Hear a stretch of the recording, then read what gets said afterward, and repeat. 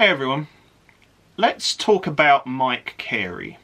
Mike Carey is an incredibly prolific writer of numerous novels and comic books and screenplays. He's worked on some of the most celebrated titles in the X-Men franchise. He did my favourite run on John Constantine, yes it's Constantine, Hellblazer, and his epic Vertigo series Lucifer was recently adapted into a major television series. He also worked on the Felix Castor novels. This is a great series. It's kind of a supernatural police procedural involving exorcism and succubi and tin whistles.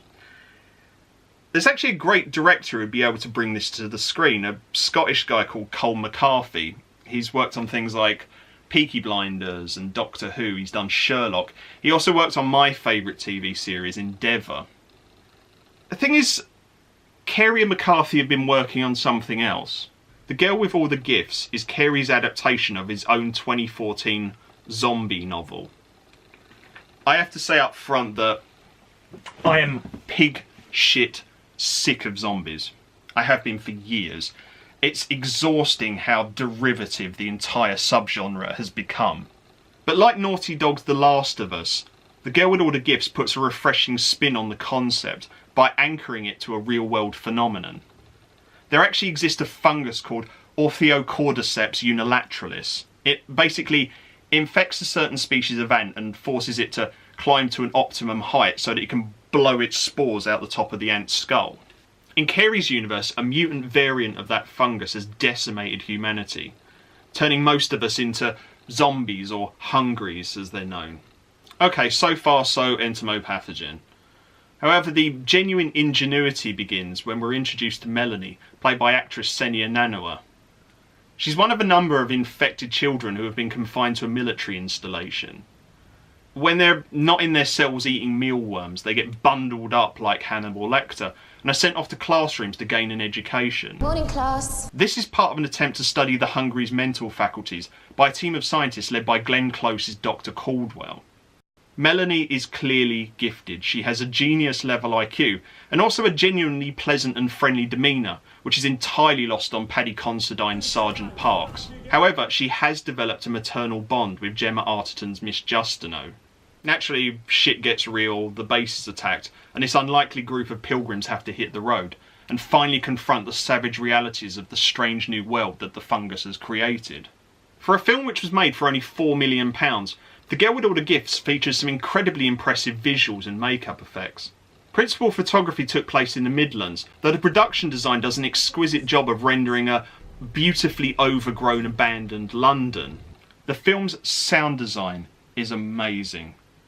Haunting, atmospheric ambience which weaves its way throughout the entire film, emphasising moments of horror where appropriate, but also capturing the uncanny magic of Melanie's world. I know you're watching this, BAFTA, so let me just say, Dylan Bennett. Dylan Bennett. When it comes to The Girl with All the Gifts, tension is a word worth emphasising. There were moments in this film where I was in danger of chewing my goddamn arm off. The visuals, the audio, and most of all the conviction and talent of its stars turns The Girl with All the Gifts into one of the most enthralling and emotionally exhausting trips to the cinema I've had in years.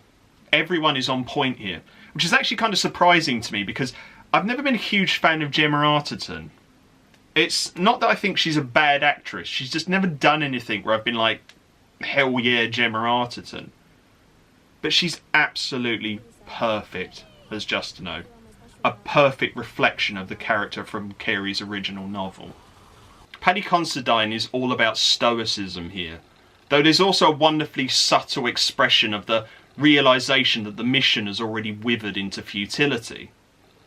He also has a great arc where he gradually comes to trust and appreciate Melanie, and this is aided by the fact that both actors have great chemistry with one another. It's also aided by the fact that Senia Nanua is one of the best actors in the UK.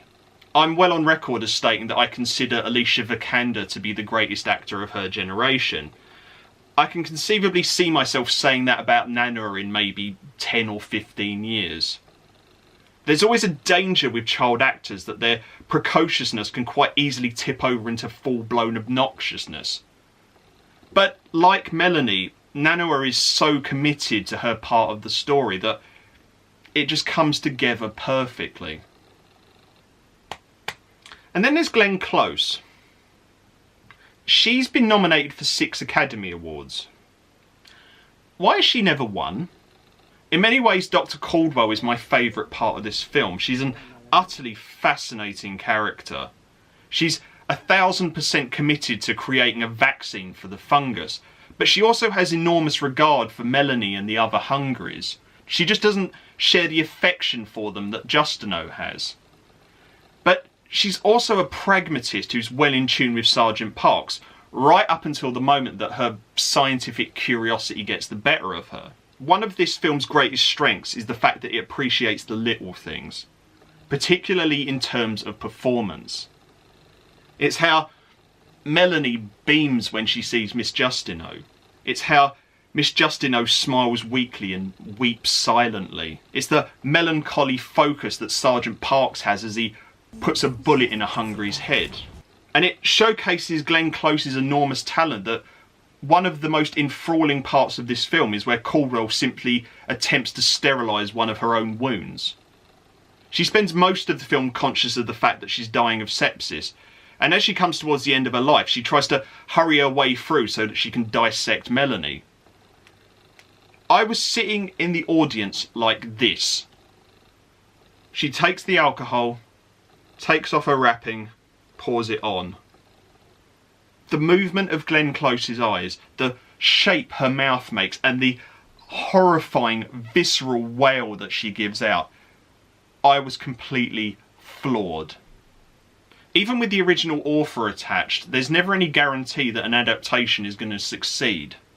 However, McCarthy and Carey have been incredibly shrewd in terms of what they junk and what they place a greater emphasis upon.